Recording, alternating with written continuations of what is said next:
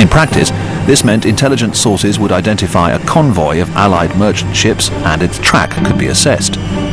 Dönitz would then order as many U-boats as practical to lie in its path. This could be as many as 12 submarines, or even more. This force, or wolf pack, would be given a code name and a commander would be chosen. If the plan worked, as it did on many occasions, then the convoy would be attacked as it entered the area, with the sheer number of U-boats overwhelming the escorts. U-boats proved most effective when attacking at night. During daylight, they shadowed the convoy on the surface. As darkness descended, the submarine would submerge and find a suitable position for the attack. Braver commanders would go within the convoy itself. Ideally, a commander would find a position from which a salvo of torpedoes could be launched at a cluster of targets. Should one of the salvo miss its first target, there would be a reasonable chance that it would hit a second or even third. This firing solution was very hard to create, and usually a commander would have to be content with firing at one target, then changing position before the escort could react. He might have time to launch a second spread at another target or part of the convoy. Using these techniques, a U-boat could hit 2 or 3 targets before the attack had to be abandoned. In effect, the Germans simply used their U-boats as torpedo boats, which could only submerge for short periods.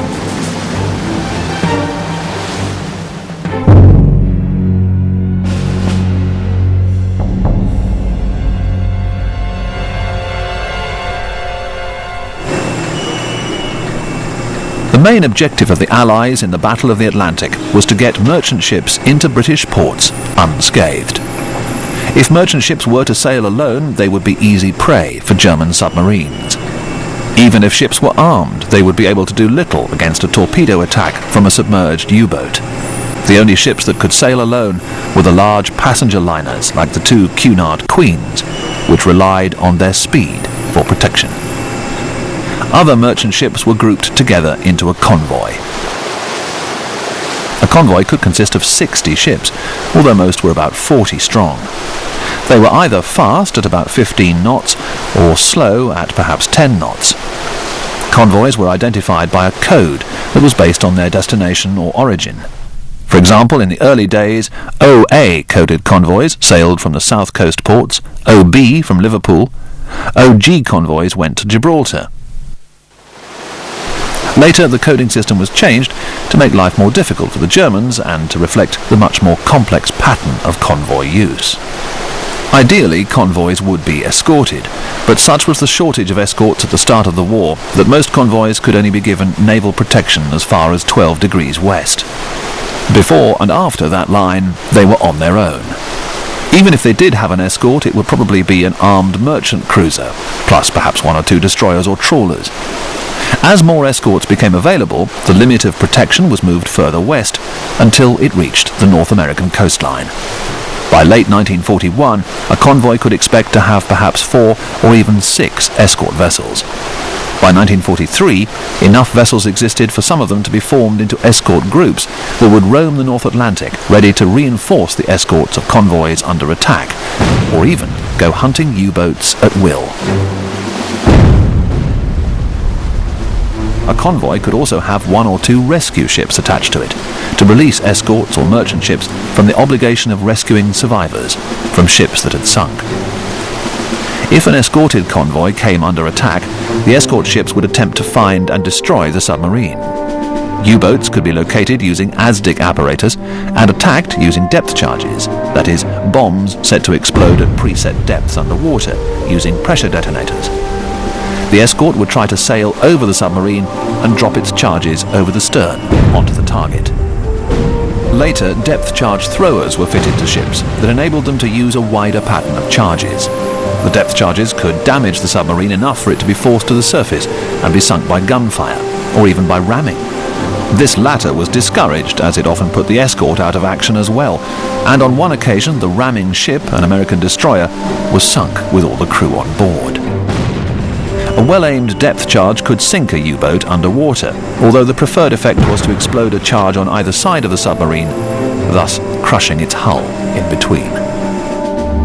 If an aircraft were to find a U-boat on the surface, it would try to force the submarine to dive and drop its depth charges just as the U-boat slid beneath the surface, when it was at its most vulnerable. Such was the success rate that Dönitz ordered U-boat commanders to remain on the surface and engage the attacking aircraft using their anti-aircraft guns.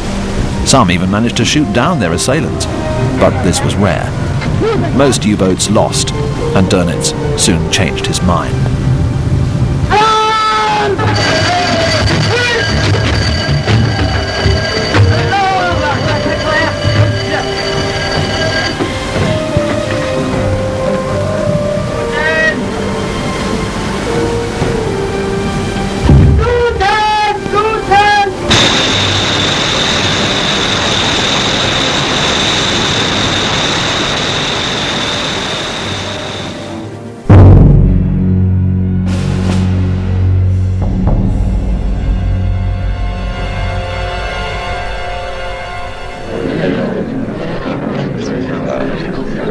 Both sides soon realized that intelligence was critical to the battle.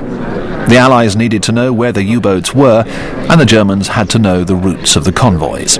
Both sides began with little intelligence. The Admiralty turned to the use of signals intelligence. For this, it needed an efficient intelligence gathering centre and an organisation that could process the information quickly and send it to where it was needed. The Government Code and Cipher School at Bletchley Park was already using intercepts from U-boats and U-boat HQ to work out the location of enemy submarines. This information was passed to the Naval Intelligence Division's submarine tracking room, where senior commanders were advised on where and when convoys should be rerouted. The only problem was that Bletchley Park could not instantly decode information without access to the German codes and the Enigma machine, which coded and decoded the information. To solve this problem, the Admiralty encouraged Allied ships' crews to try and capture an Enigma machine. In May 1941, convoy OB-318 was attacked. 7 U-boats were involved, including U-110, commanded by Julius Lemp, the man who had sunk the Athenia. During the attack, U-110 was badly damaged and surfaced. Lemp ordered the crew to abandon the ship and scuttle the submarine. But the scuttling did not go according to plan, and the U-boat didn't sink immediately. A British boarding party from HMS Bulldog went on board and discovered that neither the Enigma machine nor its codebooks had been destroyed. When these were removed and sent to the UK, the Admiralty was overjoyed. By a clever use of subterfuge, the British also managed to convince the Germans that U-110 had sunk, taking all her secrets with her. When this information was combined with improvements in direction-finding techniques, such as high-frequency systems, HFDF, known as HFDF, it gave the British a significant advantage. But the Allies still had one problem. They needed to train people to use the technology and to interpret it. This took time that the Allies did not have. There was also the temptation with the Enigma information to use it immediately to hunt U-boats. While this could have saved ships and lives, it would surely have told the Germans that the codes had been cracked. The information had to be used very carefully. Once the Allies' ability to read U-boat signals became known, the Germans added a 4th rotor to their Enigma machines. It took until the 13th of December 1942 before Bletchley Park managed to break the new system, although it was still to be some time before the Allies were confident that the information they were getting was accurate. The Germans had their equivalent in intelligence gathering, but it never quite matched the successes of the Allies. Their radio observation service, known as B-Dienst, managed to gather significant successes in the early stages of the war by using Allied radio traffic interception to identify the nature and whereabouts of Allied convoys. The Germans cracked Allied codes. This was most notable in the case of the Admiralty's Naval Cipher No. 3, which B-Dienst broke in early 1942. This enabled the Germans to read some 80% of signals sent using this code. It was early in 1943 before the Allies realized this had happened, and a new Naval Cipher No. 5 was introduced. The Germans never succeeded in breaking this.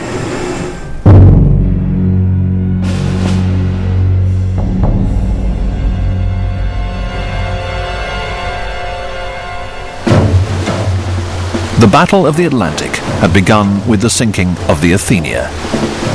A month later, the full potential of the U-boat was revealed. On the 13th of October,